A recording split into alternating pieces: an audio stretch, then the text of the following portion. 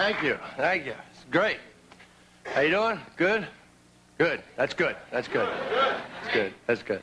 I'll talk about my relationship with my girlfriend. That's what I feel like talking about. We live together now. We moved in, and we're going to get married in the spring, and that's the plan.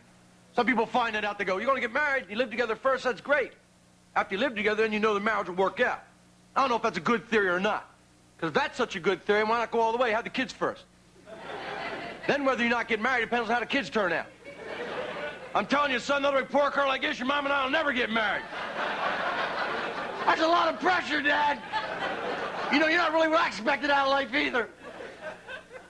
The commitment's the whole thing, and sometimes it's tough for guys to make the commitment because we tend to believe that there is a perfect woman waiting for us in the world somewhere.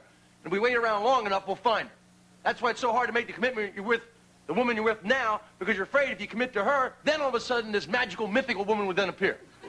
And the guy would be like, I do. Oh! Oh! Oh, I could have gone with her! But now I'm stuck with you! Oh, nothing's working out in my life. See? There's no basis in reality. You know, the women tend to be a little bit more realistic. They know there's no such thing as a perfect man. They're just looking for a good fixer-upper. Oh, yeah, guys, they check us out in about a minute and a half. I can train him. So I don't know what a woman's vision of a perfect man would be, but guys generally fantasize a perfect woman as a woman who's a total tramp in bed and then June Cleaver the second she steps out. Would you like something to eat, dear?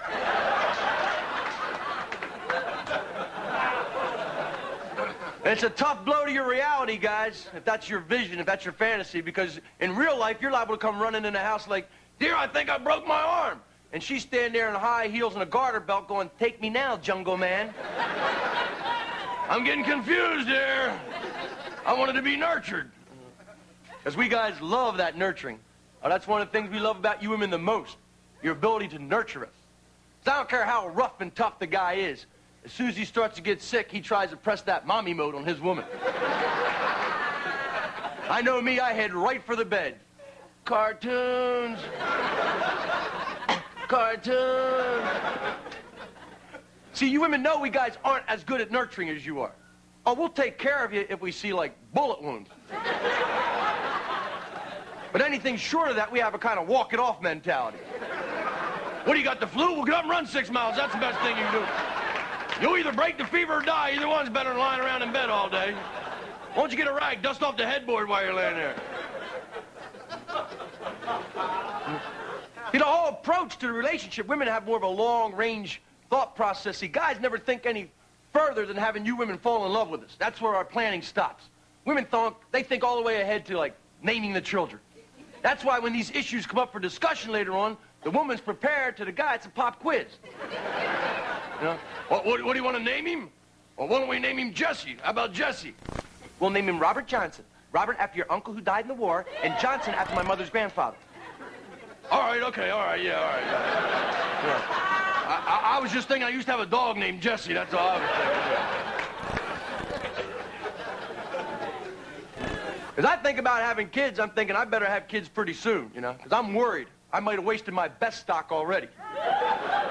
And now I'm getting down that Mo Larry Curly material. Hey, Dad! Hey, Dad!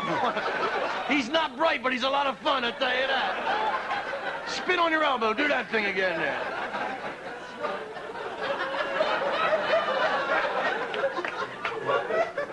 Because we had this scare. My girlfriend and I, we had this scare. She came up to me a couple of weeks ago. I'm late. I'm late. Whoa, I thought we'd have to move the wedding date up a little bit, you know. It put a little turmoil in the house for a while. Much rougher on her because the woman doesn't know. It's really confusing to her at that point. Because the symptoms are the same for the beginning of the menstrual cycle as they are for the early part of the pregnancy. Woman has swollen, tender breasts, raging hormones, she's fatigued easily. God could have helped us out a lot here if he had given the woman different signals. Like if the woman's pregnant, have her hair shoot straight up in the air. If it's a boy, shoot to the right. If it's a girl, shoot to the left. You know, have this happen instantaneously with a moment of conception. So if you're trying to conceive a child, you know the results immediately. It's good! Thank you very much.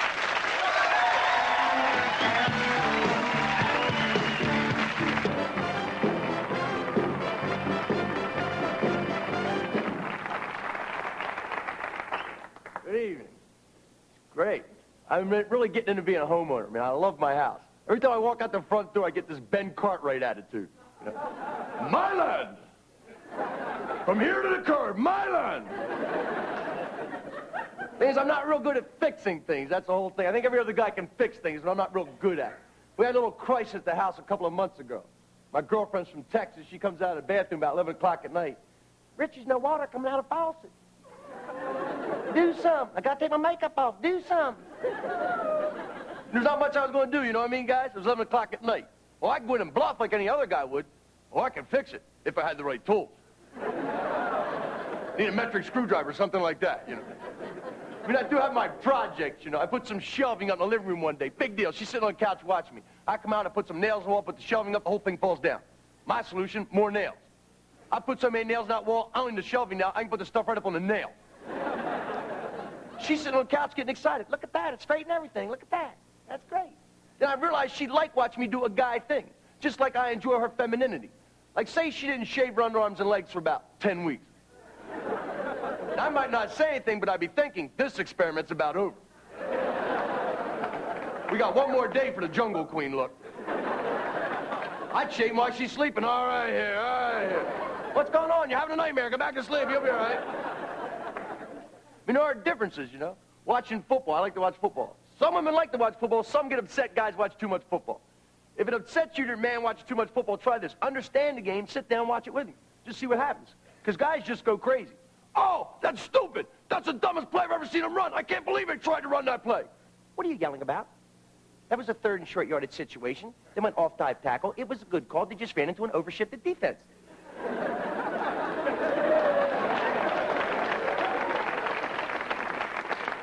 You mean you understand this? Well, let's see what else is on.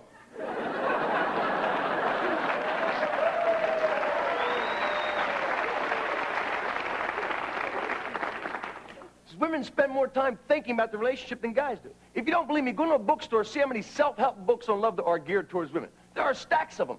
There's women who love too much, women who love men who hate women who love men who look like their father but act like their sister. There aren't any of these books for guys because guys don't read them. Guys stop thinking, we stop plotting, we stop scheming the moment a woman says, I love you. Woman says, I love you to the guy, to him it's safe. He jumps up, dusts himself off, it's Miller time.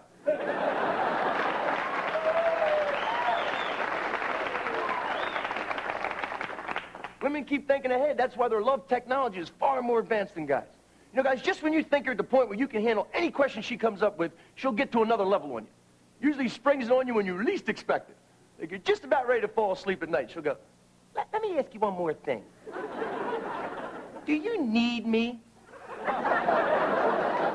Oh, this is a trick question. I can see that. Wait a minute, I'm waking up. Hold on, wait a minute, I'm waking up here. Hold on. Wait a minute. I need air. I need water. I need food. Sometimes I need you to get me the food. How about that? Oh, where are you going? Come on. What kind of question is that at midnight? Come on.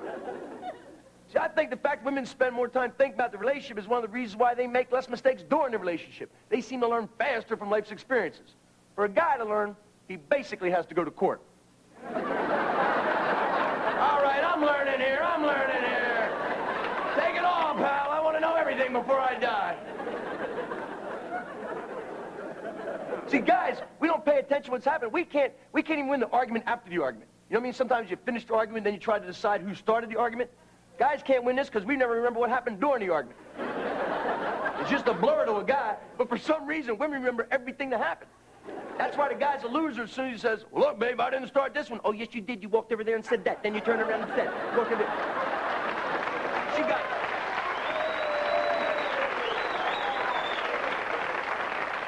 She's got charts, she's got figures, she got a stenographer, comes out of the closet. She's right, that's what you said. She's right, that's what you said. Thank you very much, folks.